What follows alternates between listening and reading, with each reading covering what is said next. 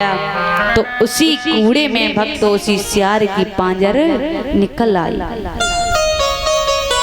जिस सियार की मृत्यु हो गई थी गंगा के जल से, आज उसी सियार की पांजर निकल आई। तो सप्त ऋषि कहने लगे, देखो कोई किसी के सत्य से पार नहीं हुआ, जो भी पार होकर के आए हैं वो इस सियार की पांजर से पार होके आए हैं। अब इसका एहसान हमारे ऊपर है, कुछ कीजिए और इसे जीवन दान दीजिए। तब उन्होंने अपनी शक्ति के द्वारा भक्तों उसी पांजर में जीव डाला और पांजर से सप्त ऋषियों ने एक बालक बना दिया। अब मन में सोच रहे ये बालक छोटा है और इसे हम लेकर के कहाँ जाएंगे, क्योंकि मुझे तो तीर्थ यात्रा पे जाना है। तो उसी समय सप्तऋषियों ने उसी छोटे बालक को गंगा के किनारे छोड़ दिया और सभी सप्तऋषि तीर्थ यात्रा के लिए चले गए। तो गंगा कहती है, महाराज ये वही बालक है, पहले सियार था और इससे मेरी शर्त लगी हुई थी कि 7 परकम्मा पूरे लगा देगा तो इससे विवाह होगा। 6.5 परकम्मा तो लगा दिए, आधा शेष रह गया, वो सप्तऋषियों ने पांजर के द्वारा पूरा कराया है। अब शर्त के अनुसार ये बालक मेरा पति है, अब आप ही बताएं। प्रतीप कहने लगे, हाँ देवी ये बात तो सत्य है कि ये बालक आपका पति है, परंतु आपसे मेरी प्रार्थना है क्या कि मेरे हस्तिनापुर में कोई संतान नहीं है और आपको भी इसके पालन पोषण की आवश्यकता है। तो आप एक काम करें, इस बालक को मुझे दे दें, मैं इसका पालन पोषण भी कर दूंगा और इसके द्वारा मेरे हस्तिनापुर का नाम भी चल जाएगा। तो गंगा ने अनुमति दी है और आज्ञा पा करके राजा उस बालक को लेकर के आए। भक्तों अंगना में पलना डलवाए और उसे झुलाने लगे हैं, बड़ा ही प्रेम करते हैं। धीरे धीरे समय बीता, नामकरण हुआ तो देखिए उसी बालक का नाम शांतनु नाम पड़ा है। आज उसी बालक का नाम शांतनु नाम पड़ा। धीरे धीरे वो बालक बड़ा होने लगा है। तो जब विवाह के योग्य हुआ तो महाराज प्रतीप ने उसे सारी बात बताई कि पुत्र तुम्हारा विवाह तो गंगा के साथ हो चुका है, अब विदाई कराने का समय आ गया है, तो आप मेरे साथ चलें और गंगा को विदा करके हस्तिनापुर लेकर के आए। तो आज महाराज प्रतीप और शांतनु दोनों चले हैं। तो जब गंगा तट पे पहुंचे तो गंगा ने देखा, तो पहले तो वो उनके लिए राजा थे, लेकिन अब वो एक ससुर समान हो गए, क्योंकि जो कोई बच्चे का पालन पोषण करता है वो पिता बन जाता है। और अगर महाराज पिता बन जाओगे तो पुत्र वधू को लेने जाओगे तो ससुर तो कहलाओगे। तो गंगा अब की घूंघट मार के उनके सामने आई हैं और कहा, महाराज आप यहाँ कैसे आए? तो उन्होंने सारी बात बताई कि हे देवी गंगा, मेरा पुत्र बड़ा हो गया है, अब मैं चाहता हूँ कि आप मेरे पुत्र के साथ में हस्तिनापुर हमारी पुत्र वधू बन करके चले। गंगा ने कहा, ठीक है आपका आदेश मुझे स्वीकार है, परंतु जाने से पहले मैं इनसे कुछ बात करना चाहती हूँ। तो महाराज प्रतीप ने कहा, ठीक है आप इनसे कर लीजिए बात। तो गंगा आज हाथ पकड़ के उनका और एकांत में ले जाती है, कहने लगी, स्वामी मैं तुम्हारे साथ में जाने के लिए तो तैयार हूँ, परंतु ऐसे नहीं, मेरी एक शर्त है और शर्त में मुझे एक वचन चाहिए। वो वचन क्या है? और गंगा देखिए आज क्या बोली है। महाराज शांतनु से कहने लगी,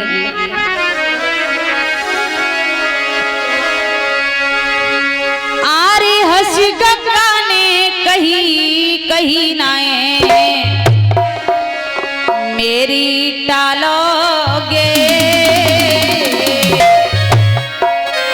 हम कोई ही करें कामनाएं तुम बाधा डालोगे।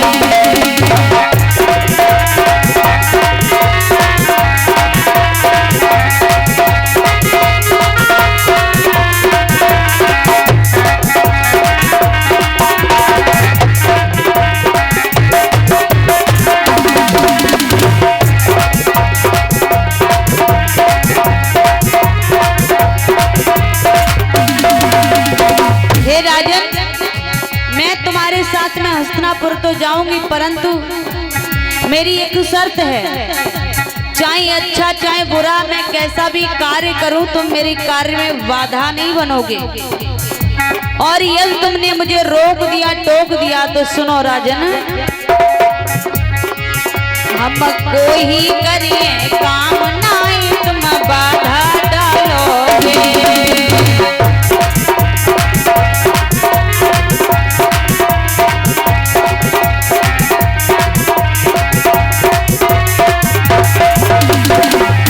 और वचन देने के बाद यदि आपने मेरा वचन तोड़ दिया तो सुनो,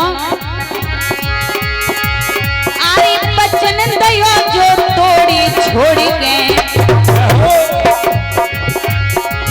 अरे वचन दयो जो तोड़ी छोड़ के तुमको जाऊंगी, फिर तुम तड़पत रह जाओ लौट के कबहू नहीं आऊंगी।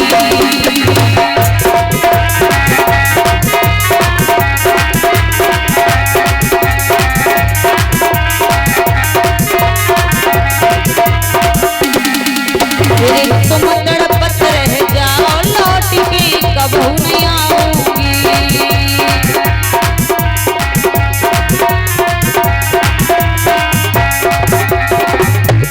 हे राजन, अगर तुमने वचन देने के बाद में उस वचन को तोड़ दिया तो मैं तुम्हें हमेशा हमेशा के लिए छोड़ के चली जाऊंगी, फिर हस्तिनापुर में कभी लौट करके आने वाली नहीं हूँ। इसलिए आपको ये ठीक लगे तो मुझे वचन दें, अन्यथा आप वापस लौट जाएं। तो उसी समय शांतनु ने क्या किया, अरे वचन शांतनु ने दे दियो, अरे वचन शांतनु ने दे दियो, और प्रतीप भूप के संग गवन तब दोनों ने कियो।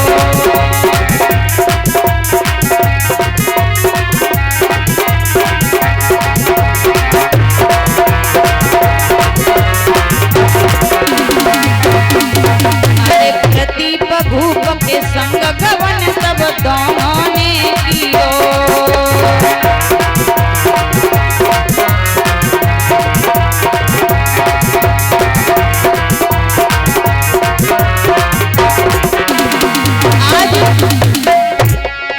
जैसे ही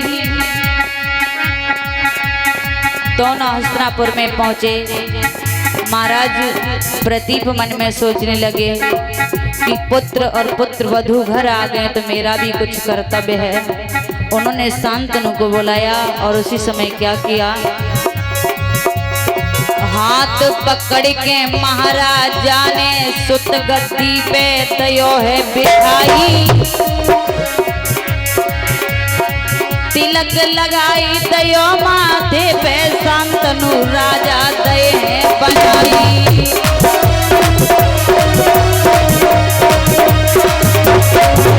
अरे तिलक लगाई तयो माथे पे शांतनु राजा दये बनाई।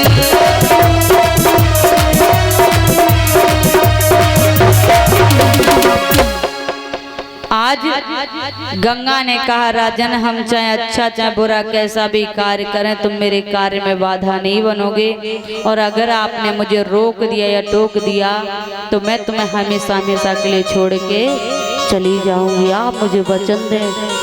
शांतनु ने वचन दिया कि मैं तुम्हें वचन देता हूँ, यदि मैं तुम्हें कभी रोक दूं या टोक दूं तो तुम मुझे छोड़ करके जा सकती हो। आज वचन में बंध गए राजन और गंगा को लेकर के आए। महाराज प्रतीप ने मन में सोचा कि अब तो हमारे घर पुत्र वधू आ गई है, तो क्यों ना ये राज्य का भार शांतनु को सौंप दिया जाए। उसी सभा में उन्होंने उनको बुलाया और बुला करके भक्तों हस्तिनापुर का राज मुकुट पहना करके शांतनु को हस्तिनापुर का राजा बना दिया। जब वो राजा बने तो ऐसे वैसे राजा नहीं हुए भक्तों। कोई भी व्यक्ति उनके राज्य में आता है, जब तक उसका दुख दूर नहीं होता है तब तक भक्तों से वो जाने नहीं देते हैं। सभी को, जितनी भी प्रजा उसे पुत्र के समान मानते हैं, सभी का सम्मान करते हैं। समय बीतता हुआ चला जाता है भक्तों, तो समय के अनुसार बताया है कि गंगा ने एक पुत्र को जन्म दिया। इधर दासी भागती हुई आई और राजा को आकर के सूचना दी है कि महाराज, देवी गंगा ने एक सुंदर से राजकुमार को जन्म दिया। शांतनु ने उसे उपहार भेंट किया है। और समय बीता तो देखिए भक्तों, वो सूचना लेकर के आई, बता के आई, तब तक गंगा ने क्या किया, उस बालक को गोद में ले